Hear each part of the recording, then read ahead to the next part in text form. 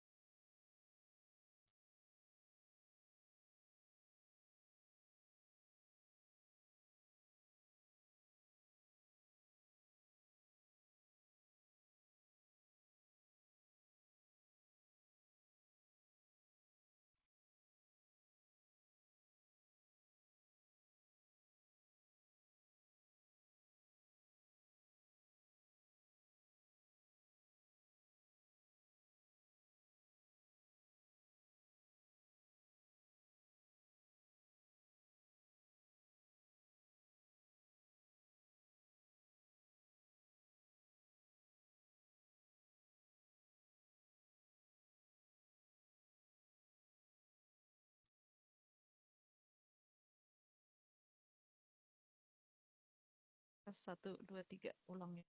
Kayaknya ada sedikit masalah di audionya. Sekarang suaranya kedengeran nggak? Terdengar, Ibu. Oh, jelas ya?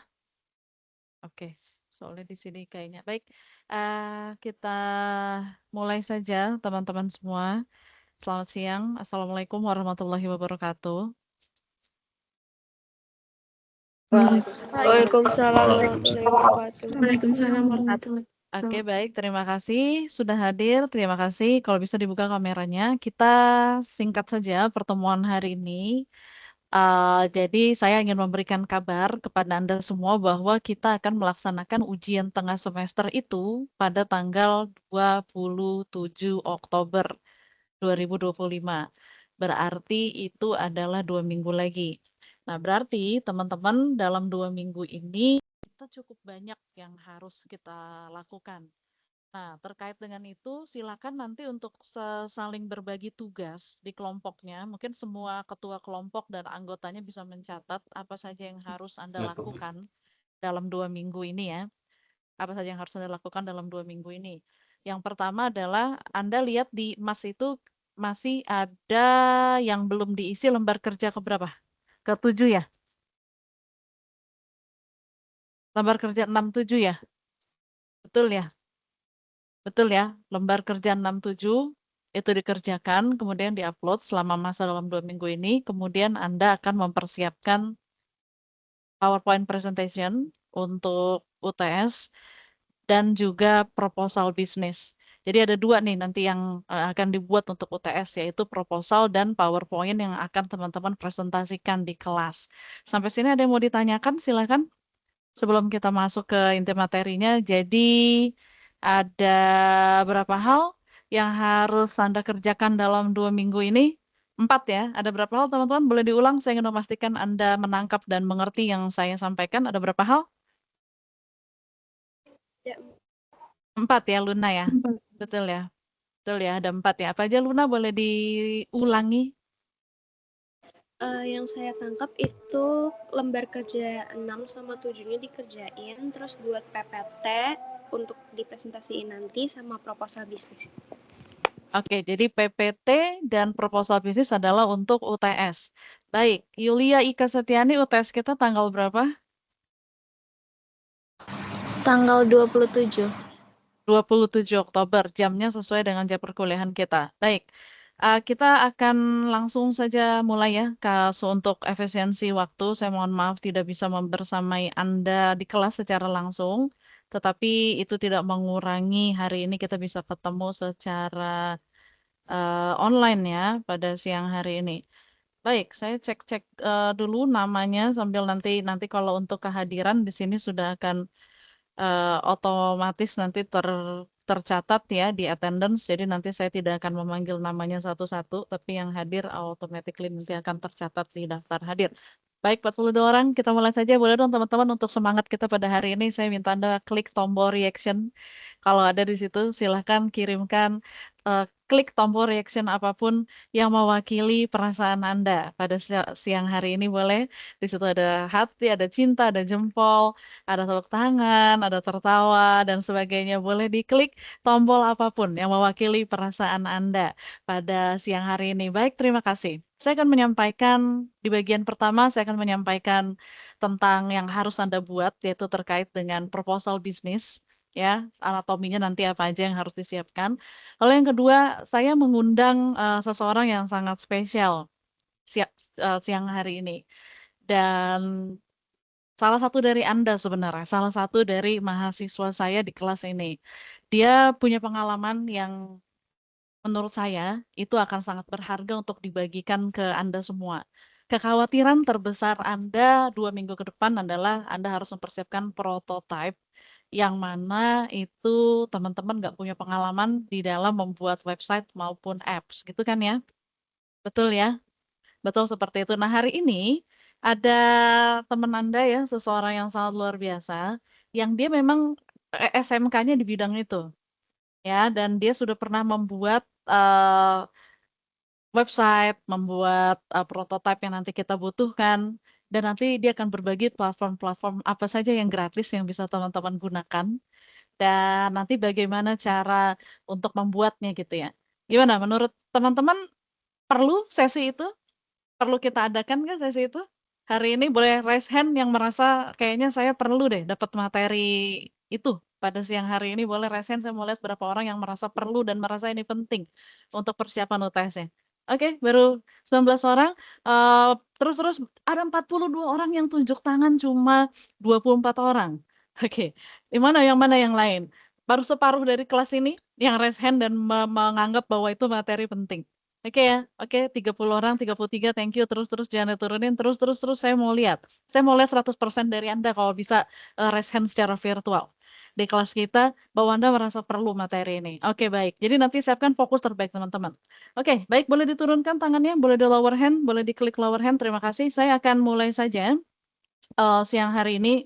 Secara garis besar, saya akan menyampaikan mengenai apa sih yang harus teman-teman persiapkan di UTS-nya nanti. Teman-teman terlihat yang saya share di depan ya, PowerPoint presentation-nya sudah terlihat? Sudah, Ibu. Oke, saya tes dulu ya. Jalan nggak PPT-nya? Jalan, Ibu. Jalan ya, bolak-balik jalan ya. Ini ke covernya jalan ya. Oke, baik. Nah, jadi teman-teman, untuk UTS 2 minggu lagi di tanggal 27, teman-teman membuat 2 luaran, yang pertama adalah PowerPoint presentation, lalu yang kedua adalah proposal bisnisnya. PPT Anda itu berarti adalah versi singkat, versi garis besarnya dari proposal bisnis Anda. Nah, teman-teman, saya ingin hari ini tuh Anda semua sudah datang kelompoknya dengan winning idea-nya masing-masing. Jadi saya harap sampai dengan akhir semester nanti itu udah nggak ada perubahan-perubahan lagi. Jadi teman-teman berjalan dengan ide yang sekarang sudah dibuat di kelompoknya masing-masing. Nah, mengingat cukup banyak yang harus Anda lakukan dalam 2 minggu ini, tolong berbagi tugas dengan anggota kelompoknya. Ya, silakan bekerja sama-sama, bekerja untuk mencapai tujuan bersama di kelompok masing-masing. Lembar kerja yang belum dikerjakan ada 6, 7, kemudian membuat proposal dan juga bikin PPT. Nah, gimana caranya anggota kelompok Anda jumlahnya cukup banyak kan? Ada yang 6, ada yang 7. Silakan berbagi, semua bisa mengerjakan itu dan semua mendapatkan pemahaman yang sama dan mempersiapkan diri untuk UTS. Jadi proposal bisnis ini teman-teman tahu bahwa intinya apa sih? Proposal bisnis ini kan adalah sebuah dokumen tertulis yang menyajikan sebuah informasi kepada stakeholder yang berkepentingan tentang bisnis yang akan Anda jalankan. Intinya adalah itu. Stakeholder-nya bisa perbankan, bisa investor, bisa pelanggan, calon mitra Anda, dan sebagainya. Kurang lebih seperti itu. Ya, bagaimana Anda menampilkan ide Anda menjadi sebuah rencana dan menjadi sebuah aksi yang akan Anda jalankan. Bagaimana nanti langkah eksekusinya. Oke ya. Jadi intinya sudah terlihat ya di slide kedua ini, saya mau mengawal dulu konsep dasarnya mengenai 5W1H dari proposal bisnis itu apa. Yang pertama itu di what-nya. What-nya itu apa sih yang ditampilkan di bagian what? Teman-teman bisa menampilkan mengenai brand yang Anda usung itu apa. Saya pernah sampaikan bahwa teman-teman bikin brandnya masing-masing, bikin logonya, dan logonya itu punya filosofi yang terkait dengan visi, misi, dan goals dari teman-teman. Bisnisnya teman-teman seperti apa. Ya dari mulai nama brand, ada tagline, ini sangat dasar lah, ada filosofi logo, visi misi, latar belakang, lalu masalah apa sih yang ingin kalian pecahkan, apa sih produk yang kalian tawarkan, kemudian unique selling proposition atau USP-nya Anda ada di mana. Ya unique selling proposition itu adalah apa sih yang membuat produk Anda ini penting untuk orang di luar sana dan apa yang membuat Anda unik. Intinya itu ya, unique selling proposition.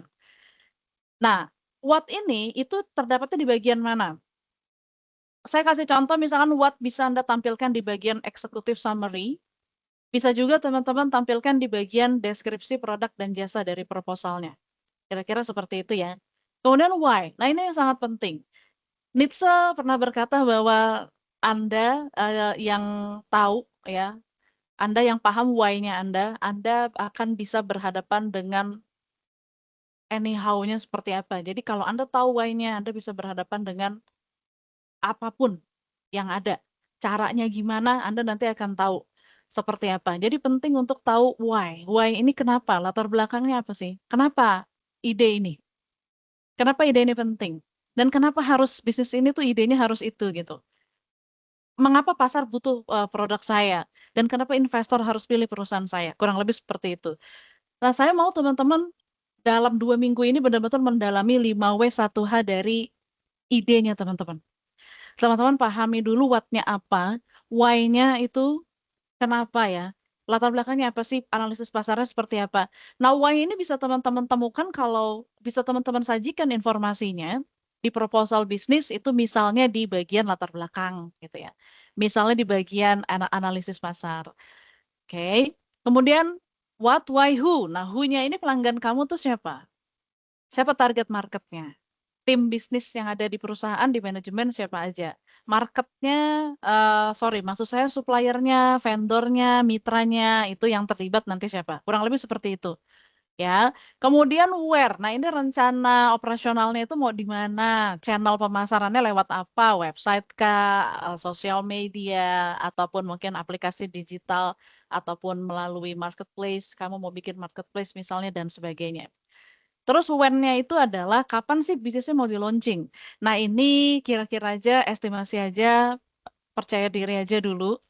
Dan untuk sampai tahapan UTS, financial projection ini kan akan cukup kompleks kita membuatnya. Saya mencoba untuk menurunkan sedikit ya, kerumitan kita. Satu ini baru semester 1, Anda juga waktunya mepet. Jadi untuk financial projection-nya nggak usah detail dulu. Yang penting kita cuman pengen tahu gimana strategi kamu buat uangnya dari mana. Misalkan mau membuat apa namanya membuka misalkan aplikasi atau websitenya orang bisa pasang iklan misalnya, atau misalnya dari membership, dari premium yang berbayar dan sebagainya. Nanti itu bisa teman-teman pikirkan caranya seperti apa. Yang penting strateginya dulu. Hitung-hitungannya nanti aja di UAS ya. Jadi kita masih punya waktu untuk menyempurnakan ini dan membuat lebih terang benderang nanti di ujian akhir semester. Kemudian, nah, how-nya itu adalah how you make the money. Yang namanya kita bicara soal bisnis, bisnis itu adalah UUD. Ujung-ujungnya duit, teman-teman. Jadi mau sehebat apapun ide yang kalian bawa, kalau seandainya itu ternyata tidak bisa menghasilkan sesuatu, itu sayang banget. Kalian mungkin ide itu nggak bisa jalan gitu.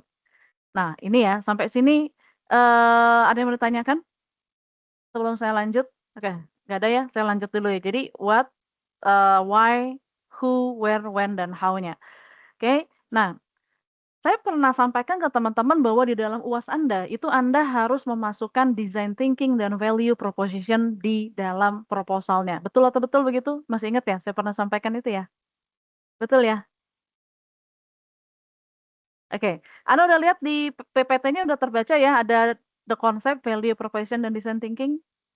Kasih jempol kalau udah kelihatan di layar Anda, saya ingin memastikan bahwa Anda lihat. Oke, boleh kasih jempol. Thank you, berarti udah kelihatan. Nah, design thinking dan value proposition itu tidak harus dibuat menjadi satu halaman sendiri, gitu. Justru yang ingin saya lihat adalah bagaimana Anda menampilkan design thinking dan value proposition ini di dalam proposal bisnis Anda, itu tersebar di semua bagian atau tersebar di bagian-bagian utama. Contoh ya, ini contoh nih, misalkan value proposition. Value proposition itu kan adalah, apa sih yang membuat kamu unik, apa sih yang membuat kamu berbeda, gitu ya. Apa yang membuat orang tuh mau beli produknya kamu, apa sih yang kamu tuh signifikan nggak sih, kamu tuh relate nggak sih, kamu tuh punya unique selling proposition nggak sih, itu semua urusannya dengan value proposition, itu ada di, emas 3 itu di materi ke-7. Di situ ada videonya teman-teman bisa pelajari. Contoh, value proposition bisa kalian ada di bagian executive summary, yang mana mengapa ide ini penting dan unik. Nah, itu adalah value proposition yang terletak di bagian executive summary misalnya.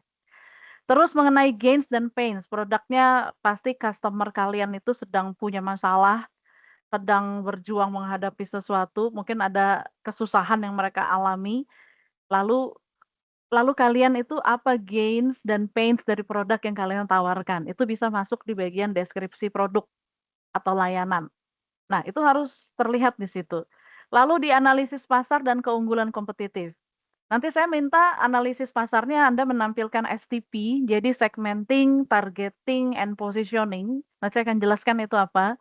Lalu Anda menampilkan total addressable market, ya, TAM, kemudian SAM-nya itu adalah serviceable available market, jadi dari TAM yang 100% itu di bidang, di industri Anda bisa ambil berapa persennya yang available untuk Anda layani, lalu SOM-nya itu adalah service obtainable market, di mana dari pasar yang tersedia berapa yang bisa Anda kuasai dalam kurun waktu 1 sampai 3 tahun misalnya. Ini adalah analisis market research yang sangat, simpel dan nanti kita akan gambarkan, diagramnya, nanti saya akan lanjutkan. Kemudian strategi pemasaran itu juga masuk value proposition di situ.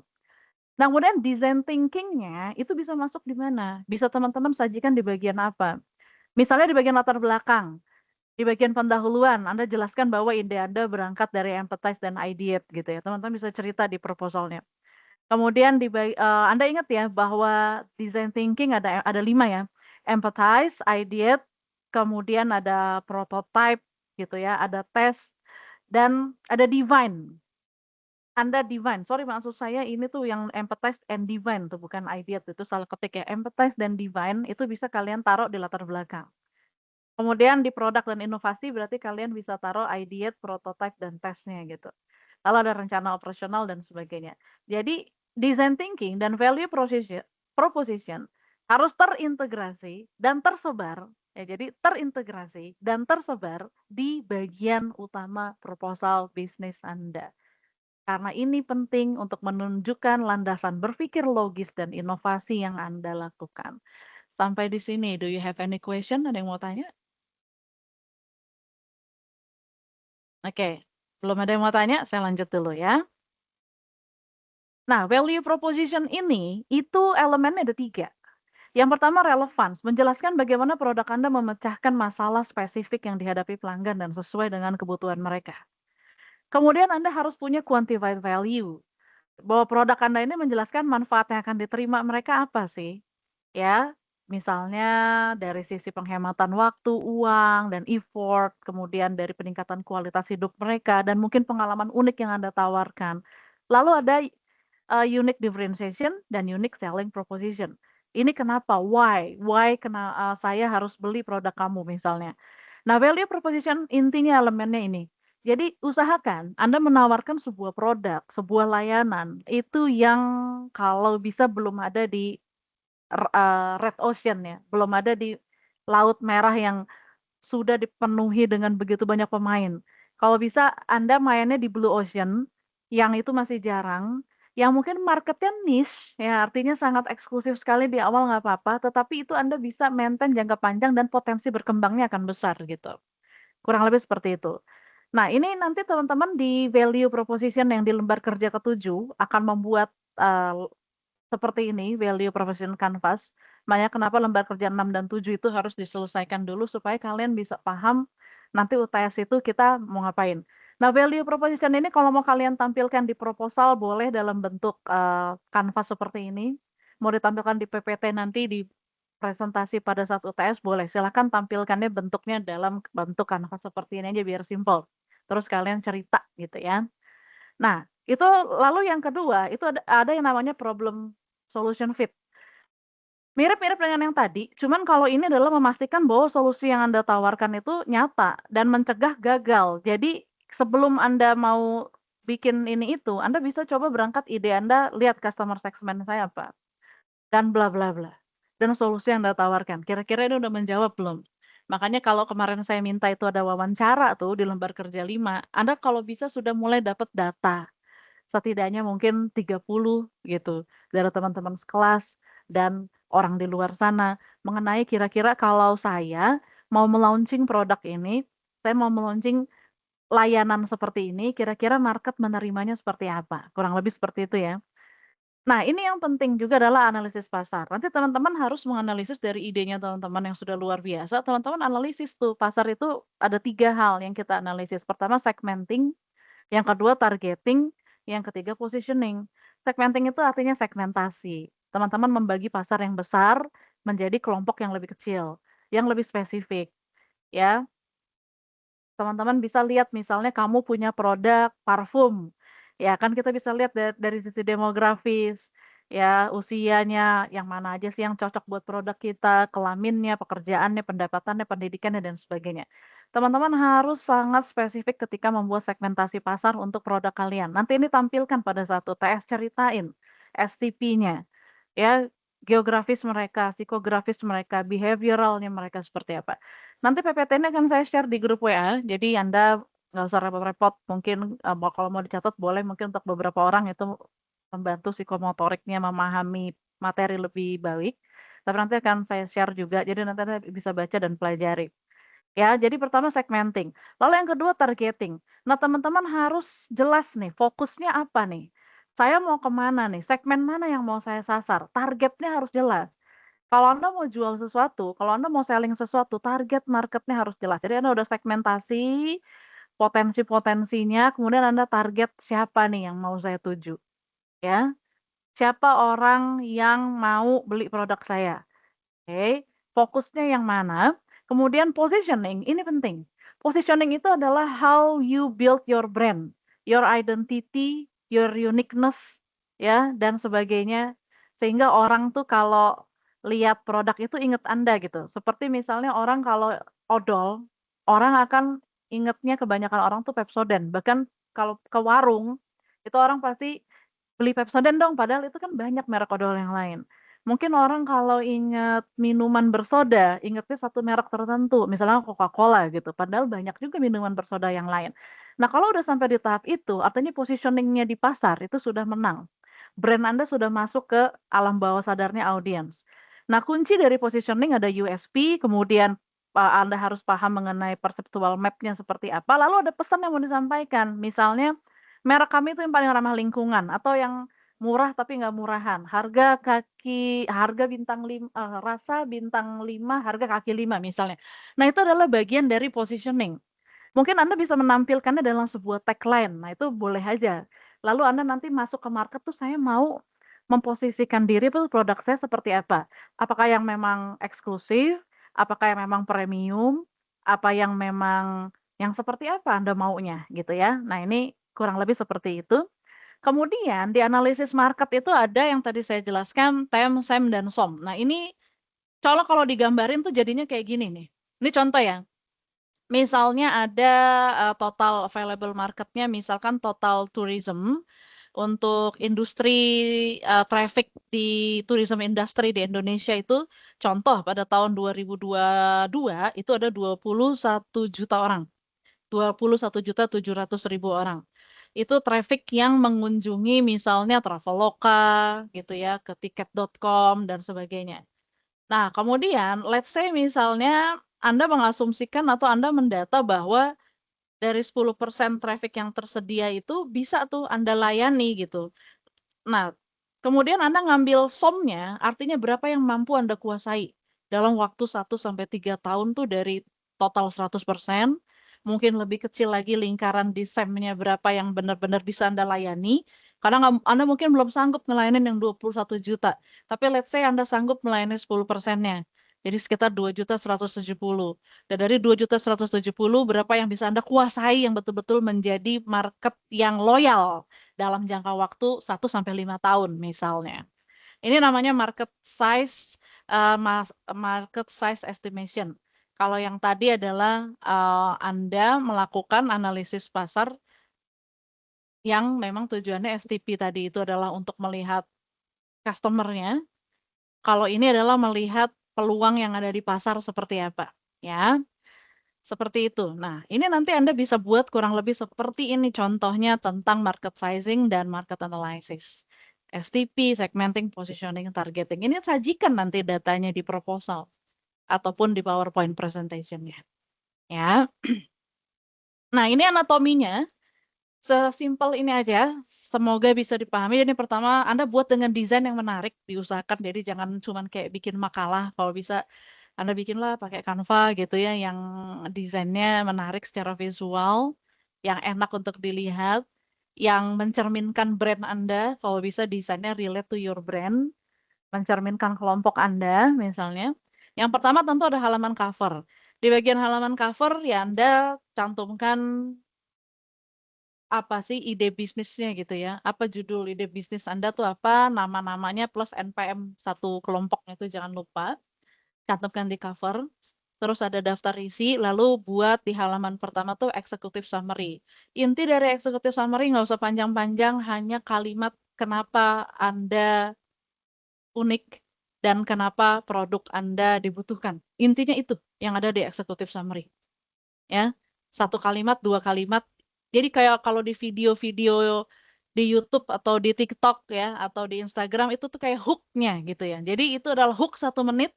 Jadi mungkin 1-2 paragraf Anda bisa bikin hook yang ketika orang baca proposal Anda, oh ini ya, yang membuat orang tertarik buka lagi halaman berikutnya. Kurang lebih seperti itu teman-teman.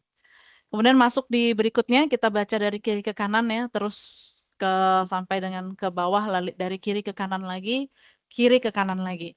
Setelah executive summary, teman-teman bisa tampilkan profil perusahaan Anda. Profil perusahaan, ya nama brandnya, ya logonya, filosofinya, kemudian apa namanya visi misi dan visi misinya silahkan ditampilkan di situ.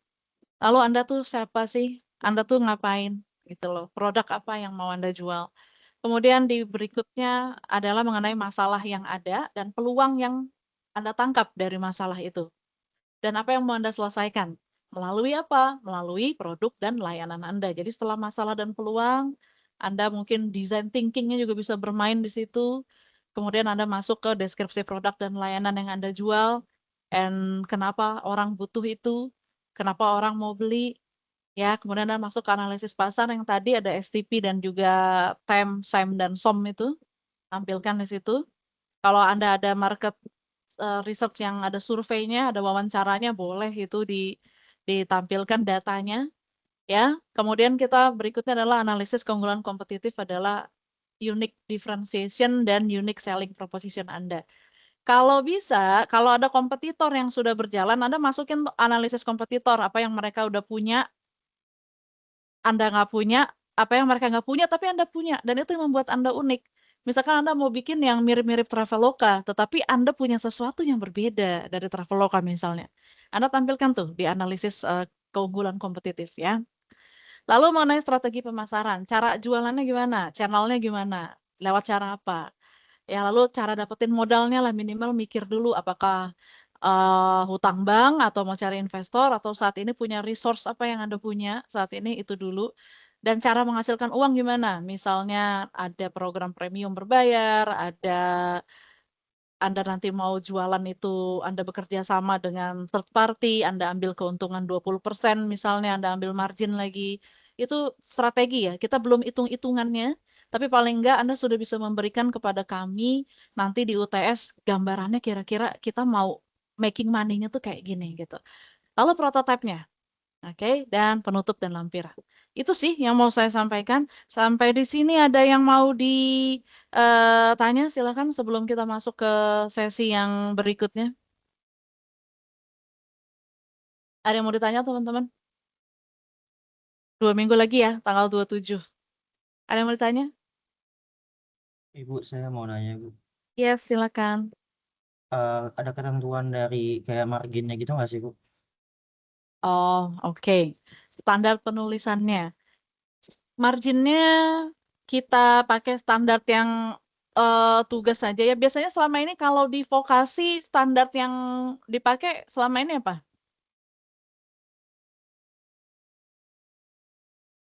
Kan kita punya gaya selingkung fakultas masing-masing tuh. Itu aja pakai yang standarnya misalnya dari kiri marginnya berapa? 3, dari kanan 4 gitu ya. Tapi saya sebenarnya kalau bagi saya sih sebenarnya nggak mau terlalu saklek begitu ya. Saya serahkan kepada Anda, gimana menurut Anda yang proporsional, gimana menurut Anda yang itu fit fit dengan kertasnya gitu ya, fit tuh dengan kertasnya Anda yang enak dibaca, enak dilihat. Karena apa? Membuat ini juga akan ada kreativitas dan inovasinya. Jadi saya nggak akan patokin standar harus Times New Roman misalnya hurufnya enggak, harus kayak gimana marginnya enggak. Silakan Anda buat sesuai dengan kreativitas Anda. Tapi kalau untuk proposal paling memang saya minta itu nanti portrait ya, orientation dari kertasnya jangan yang landscape tapi yang portrait.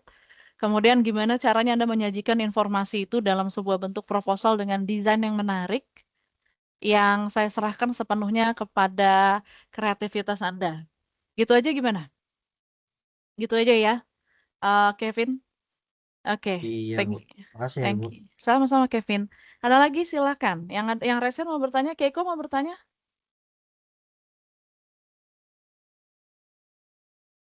Enggak, Ada Bu. la- oh, Pencet. oh, boleh diturunkan nggak yang nggak mau nanya supaya saya nggak rancu nih. Oke, Kania mau bertanya? Iya, Ibu. Silakan Kania. Ibu, jadi kalau untuk kita presentasi pas saat UTS, ini jatuhnya kayak business pitching atau bukan ya, Ibu? Kita masih presentasi biasa aja, belum business pitching nanti di UAS. Ini Anda akan presentasi ke saya dan kedua dosen kewirus yang lain, ada Pak Ananta dan juga Ibu Mila. Dan nanti kita akan memberikan feedback terhadap ide bisnis dan apa yang Anda tuliskan di proposal. Kalau benar-benar bisnis pitchingnya itu nanti di UAS. Tetapi walaupun ini presentasi baru pemanasan, kita bisa bilang ini sebuah warming up, tetap kalian gunakan standar presentasi dengan public speaking yang baik gitu. Oke, boleh lihat video saya ada di playlist presentasi di YouTube-nya Coach Prim.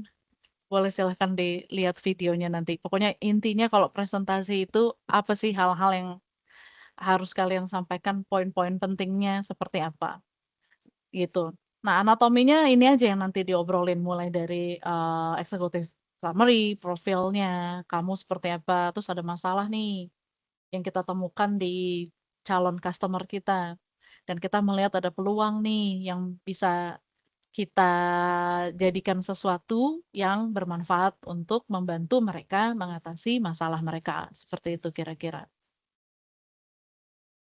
Gitu, jadi ini baru simpelnya ya, nanti kita seriusnya di UAS tuh. Tapi sekarang anggap aja ini pemanasan dulu kan ya. Ada lagi nggak kan yang mau ditanya?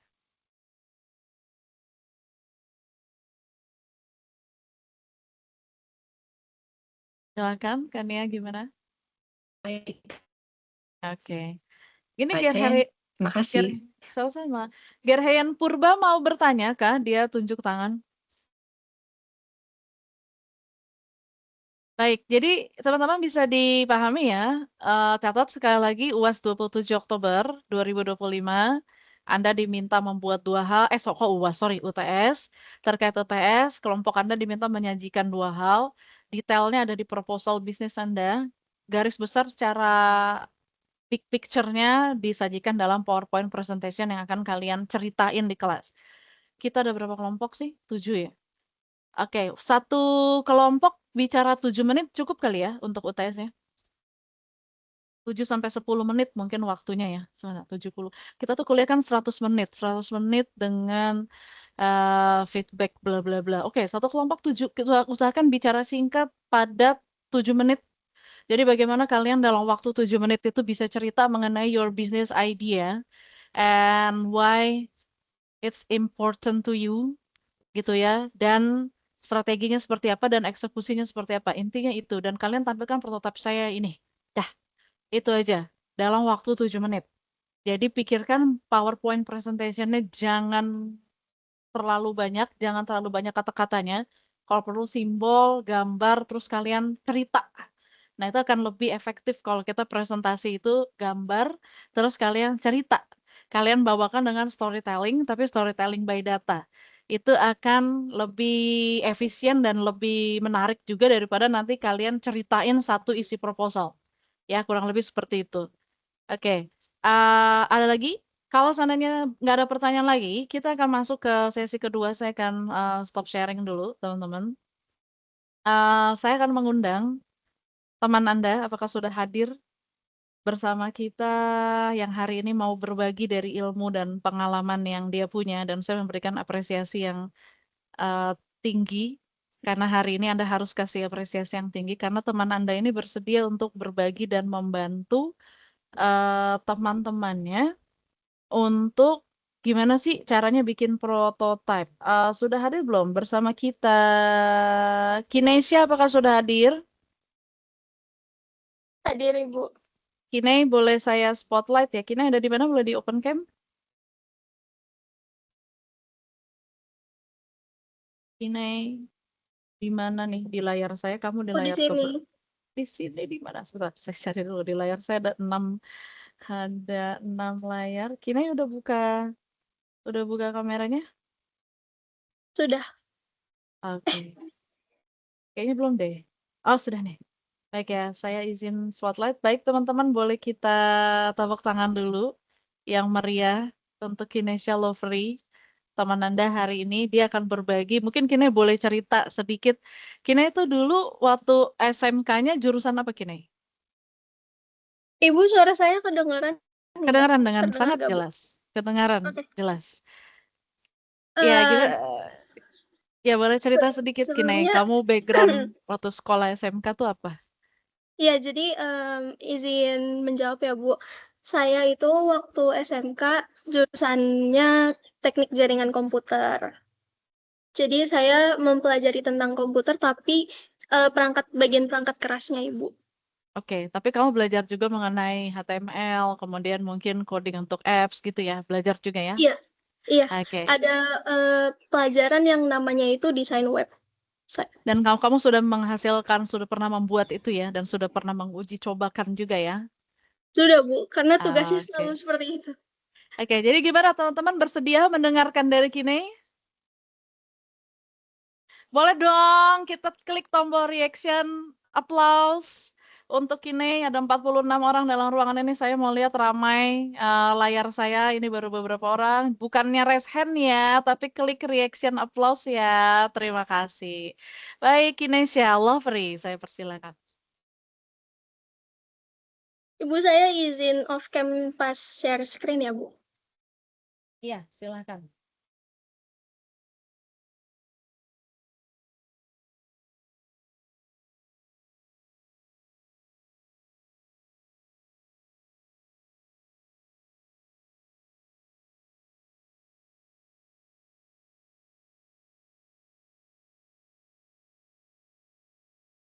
Teman-teman dan Ibu, apakah sudah terlihat sharing screen saya?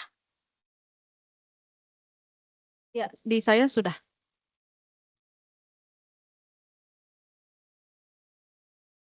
Sudah terlihat, silakan lanjut. Oke, jadi yang pertama itu mungkin saya mau sharing atau menjelaskan beberapa media yang bisa dipakai untuk membuat prototype. Yang pertama mulai dari yang ringan dulu kali ya, kayak Mockflow dan Jaggle App. Jadi seperti yang sudah Ibu bilang, untuk prototype kan kalau misalnya menjadi poin bonus ya, menjadi poin plus kalau misalnya bisa diuji coba dan bisa fiturnya itu bisa dimainkan gitu ya, Bu. Nah, kalau di Mockflow dan Jaggle App ini itu cuma bisa menampilkan aja, belum bisa diuji coba kayak fitur-fiturnya gitu. Dan juga Mockflow ini tuh spesialisnya dia kayak bikin wireframe yang sederhana aja, yang simple, dan juga gambaran kasarnya aja, dan dia itu lebih kaku gitu tapi. Dan juga kalau di Jaggle App ini, itu tuh bisa digunakan di Android. Dia suatu aplikasi yang mana saya udah coba di Jaggle App ini cukup membantu karena dia udah menyediakan template-templatenya, jadi kita cuma tinggal menyesuaikan aja, kita isi-isi fitur-fiturnya. Cuma ya kembali lagi kalau di Jaggle App ini nggak bisa dibagikan ke dosen untuk diuji coba, jadi itu kekurangannya. Tapi kelebihannya kalau emang cuma mau menampilkan sebuah visual dalam prototype, ini bisa dipakai keduanya. Terus kita lanjut ke Adobe XD. Ini tuh berbasis desktop, jadi bikinnya di laptop atau di PC. Nah, kalau yang ini agak upgrade sedikit, dia bisa interaktif. Jadi fitur-fiturnya bisa ada efek-efeknya, bisa digeser, bisa ya bisa diuji coba lah gitu. Tapi dia ini ada kekurangannya karena sekarang dia lagi masa pemeliharaannya dia lagi berhenti, jadi kayak belum ada updatean terbaru dari Adobe XD. Tapi apa ya, fitur-fitur sebelumnya itu masih cukuplah untuk digunakan membuat prototype. Nah, ini yang paling utama, mungkin teman-teman juga udah familiar sama Figma. Di Figma ini, dia bisa membuat prototype mode yang secara real time itu bisa kolaborasi sama teman-teman satu tim gitu. Jadi dia ada fitur untuk kolaborasinya. Jadi nggak lama mengerjakannya. Dan juga dia gratis untuk versi dasar. Tapi versi dasarnya ini itu udah profesional. Tools-toolsnya juga udah lengkap buat desain-desain vektor atau membuat suatu prototype. Dan juga Figma ini karena dia udah cukup dikenal untuk membuat prototype dengan mudah, jadi tutorialnya juga udah banyak di mana-mana teman-teman, di YouTube juga gitu. Tapi butuh waktu untuk beradaptasi sama fitur-fiturnya. Terus, nah kita lanjut. Ini tuh agak sedikit lebih upgrade lagi. Kalau yang tadi mungkin interaktifnya masih kurang, tapi kalau melalui HTML, CSS, dan JavaScript ini, itu tuh teman-teman bisa lebih fleksibel dalam membuat prototype-nya. Karena ini melalui coding dan dari nol gitu guys, teman-teman. Nah, mungkin teman-teman juga perlu mengenali dulu apa itu HTML, CSS, dan JavaScript. HTML sendiri, dia nanti dalam codingan websitenya, itu teman-teman bisa, saya sekalian kasih contoh aja. Di HTML ini, teman-teman itu mengatur lebih ke kayak strukturnya dan juga fitur-fiturnya itu mau kayak gimana. Sedangkan kalau di CSS ini, teman-teman itu mengatur kayak warnanya, pokoknya modifikasinya, kayak gitu. Terus kalau di JavaScript, itu teman-teman mengatur lebih ke interaktifnya, kayak fiturnya itu mau di dalam sebuah fitur ada fitur lagi setelah diklik, kayak gitu. Nah, mau sedikit memberikan contoh, ini website yang saya buat di tim saya. Nah, ini itu semua tampilannya gabungan antara HTML dan CSS, teman-teman. Kalau misalnya JavaScript itu fungsinya kalau misalnya, ini kan kita terapkan filter. Misal jenis fashionnya kita mau rok, kita terapkan filter, nah dia kesaring, otomatis kesaring, ini fungsi JavaScript. Lalu kita klik lagi, misal lihat profil penjual, terus dia langsung muncul seperti ini, itu juga adalah fungsi dari JavaScript. Kalau misalnya teman-teman tidak menggunakan JavaScript, itu berarti teman-teman bikin prototipenya yang kayak biasa aja, yang visual biasa gitu. Nah, bagian terpentingnya dari codingan ini, teman-teman, kenapa file HTML sama CSS sama JavaScript dipisah, itu supaya teman-teman lebih gampang ngaturnya. Sebenarnya bisa digabung, tapi kalau misalnya digabung, biasanya lebih pusing gitu teman-teman kalau misalnya mau revisi kalau ada yang salah. Tapi nggak usah khawatir, di sini, di media ini, kalau ada yang salah itu dia langsung ketahuan teman-teman. Misal kayak gini. Nah, dia langsung muncul kesalahan seperti ini. Ada tanda dia ngasih tahu kalau kita tuh salah codingan. Nah, untuk teman-teman yang mungkin belum berpengalaman ngoding, itu kan sekarang zaman udah berkembang ya teman-teman. Udah ada AI dan juga ada tutorialnya di YouTube. Teman-teman bisa mempergunakan itu untuk membantu teman-teman ngoding. Dan juga sebenarnya bahasanya itu nggak terlalu rumit teman-teman. Kayak dari bahasa Indonesia dirubah ke bahasa Inggris aja. Misal kalau kotak-kotak gitu, teman-teman mau bikin fitur yang kotak-kotak, itu kan namanya navigasi ya, navigasi bar. Di sini itu disingkat jadi navbar. Kayak gitu sih sebenarnya. Nggak terlalu sulit untuk memulai. Asal teman-teman mau mencoba aja. Kayak gitu sih. Kurang lebih seperti itu sih, Bu.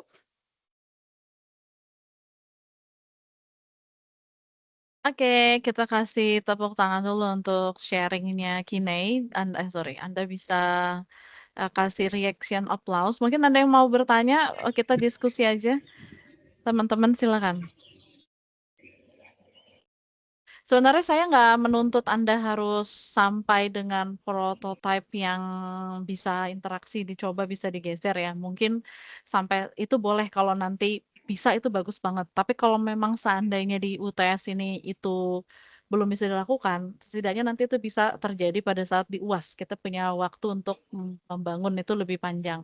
Tapi setidaknya paling enggak Anda bisa tampilkan itu interface-nya atau mungkin mock-up-nya aja lah. Jadi belum harus jadi prototipe yang sudah bisa interaksi ya. Tapi kalau bisa lebih bagus. Mungkin ada yang mau bertanya kepada Kinai mengenai mungkin Kinai bisa arahkan teman-teman sebaiknya kalau mereka teman-teman pasti kita usahakan kita pakai yang gratisan aja lah ya. Karena kan kita masih tahap belajar. Kemudian yang kita gunakan untuk mata kuliah. Saya juga berharap Anda tidak harus mengeluarkan uang yang besar. Kalau yang untuk gratisan, berarti itu tadi bikin web ya, Kine ya? Iya, betul, Bu. Bikin web ya. Kalau untuk bikin apps, gimana? Ada yang bisa di-sharing nggak? Kalau untuk aplikasi itu agak rumit sih, Bu, kalau mau dijadiin aplikasi utuh. Oke, aplikasi utuh. Tapi kalau misalkan yang versi tidak utuh gitu berarti bisa ya kalau versi tidak utuh ya? Bisa, Bu. Kalau misalnya di Android itu tadi pakai Jaggle App. karena itu dia udah menyediakan template-nya Bu untuk aplikasi dan bentuknya Hai. benar-benar aplikasi. Kalau untuk di iPhone ada namanya Judo App. Judo App. Oke, kalau di Android pakai Keduanya gratis Bu. Google App gratis. Oke, teman-teman tinggal paling nanti bikin desainnya aja ya sendiri, kemudian nanti dicoba untuk apa namanya di coding ya di situ ya. Saya Ya tuh benar. iya di coding di situ, kemudian nanti sampai itu bisa berjalan walaupun belum jadi versi yang sempurnanya, tapi setidaknya bisa mulai diuji coba gitu ya. Bisa ada interaksi, bisa digeser dan sebagainya. Oke, ini menarik loh materinya yang Kinesa sharing ya kepada Anda semua pada siang hari ini. Boleh kalau yang mau bertanya silakan teman-teman. Karena nanti Anda akan mencoba membuat ini untuk kelompok masing-masing persiapan kita menghadapi UTS. Ada yang mau ditanya? Silakan. Kalau ada yang ingin bertanya, atau semua udah jelas nih, atau semua ada yang ingin berbagi nggak? Ada yang mau menambahkan? Boleh. Siapa tahu mungkin di sini ada yang sudah pernah bikin aplikasinya, atau ada yang sudah pernah jadi webnya dan udah lebih canggih. Nggak apa-apa loh. Kita sama-sama belajar, kita sama-sama berbagi siang hari ini. Akan lebih seru gitu kan daripada dengerin saya fully.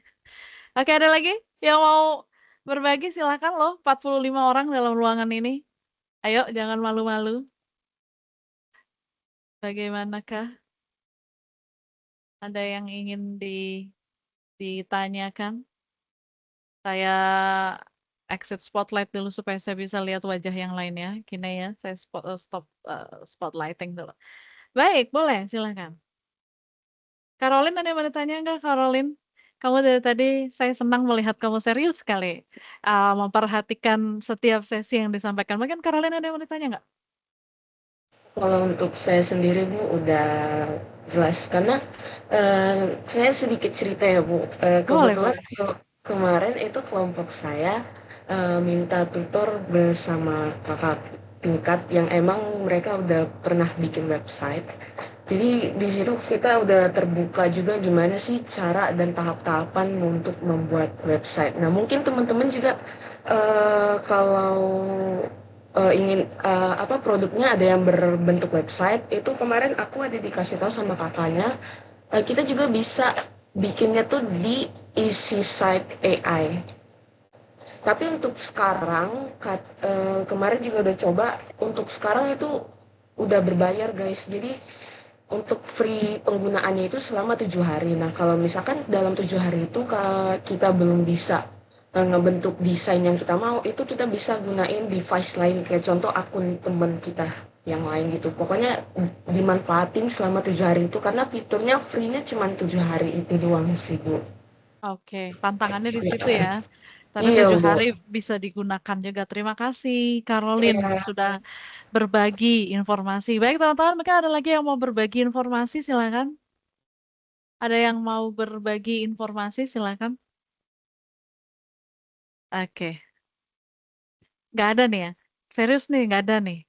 Kalau nggak ada, berarti kuliah kita cukup sampai di sini. Kalau nggak ada pertanyaan lagi. Dan untuk minggu depan, tanggal 20, kita tidak perlu bertemu di kelas menurut saya, karena lembar kerja 6 dan 7 Anda kerjakan mandiri. Kemudian Anda bisa fokus kerja kelompok bersama dengan teman-teman Anda selama 2 minggu ini. Berarti kita akan langsung ketemu pada tanggal 27 Oktober di sesi UTS. Tapi kalau ada hal yang ingin Anda diskusikan, silahkan selama jam kerja dari jam 9 sampai jam 6 sore gitu ya, di weekdays, Anda mau chat saya, mau telepon juga boleh untuk ngobrol misalkan mengenai ide bisnis Anda, mengenai analisis pasar, mengenai apapun. Silakan. Saya sangat terbuka untuk itu. Atau Anda mau diskusi di grup WA yang kita punya supaya teman-temannya bisa ikut melihat dan menyaksikan dan mendapat inspirasi dari situ juga boleh. Ya. Sampai sini paham ya? Jadi kita sekarang 13, minggu depan kita tidak perlu hadir ke kelas baik itu offline maupun online.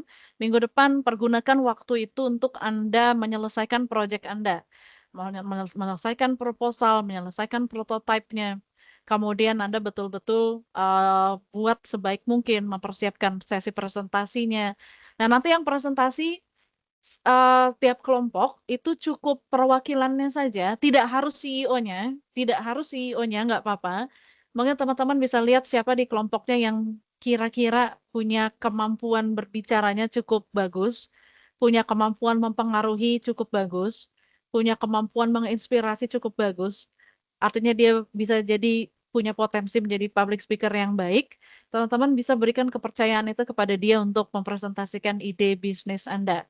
Nanti anggota kelompok yang lain bisa membackup presenternya ketika sesi tanya jawab dengan dosen di kelas. Jadi yang presentasi cukup 1 orang saja dari setiap kelompok. Tidak harus CEO-nya. Boleh CMO-nya boleh, mau COO-nya boleh, silakan tunjuk 1 orang, dia yang akan presentasi, dia yang mewakili kelompoknya dipersiapkan dengan baik. Yang lain backup pada saat sesi tanya jawab seperti itu. Oke, ada yang mau ditanya lagi? Kalau tidak, cukup, ya gitu ya, baik ya. Jadi nanti kita bisa melanjutkan sesi diskusi di grup WA ataupun di Emas kalau memang ada yang perlu untuk Anda tanyakan, jangan sungkan, silahkan untuk menghubungi saya, kita bisa komunikasi kapanpun yang Anda butuhkan. Saya melayani, chat mahasiswa, Senin sampai Jumat. Sebenarnya saya weekend itu saya nggak melayani chat sebenarnya, karena itu udah di luar jam kerja. Tapi kalau memang seandainya itu ada sesuatu yang urgent dan kebetulan saya lagi bisa, ya saya masih layanin juga sih, kenyataannya begitu ya. Karena saya ternyata bukan tipikal dosen yang strict banget untuk itu. Tetapi misalkan saya late reply di weekend, ya Anda mohon dipahami karena saya juga ada kegiatan yang lain kan, seperti itu. Jadi gitu aja teman-teman. Terima kasih banyak untuk sesi kebersamaan kita pada siang hari ini. Silahkan Anda hari ini juga mulai komunikasi dengan anggota kelompoknya, mulai dikerjakan lembar-lembar kerjanya, dan ingat untuk mengupload hasil kerja kelompok masing-masing anggota harus mengupload secara pribadi. Baik itu nanti UTS juga gitu. Ngupload PPT, ngupload proposal, semuanya upload masing-masing hasil kerja kelompoknya. Jadi nggak cuma diwakili. Jadi di Emas itu langsung bisa saya nilai per individu ya.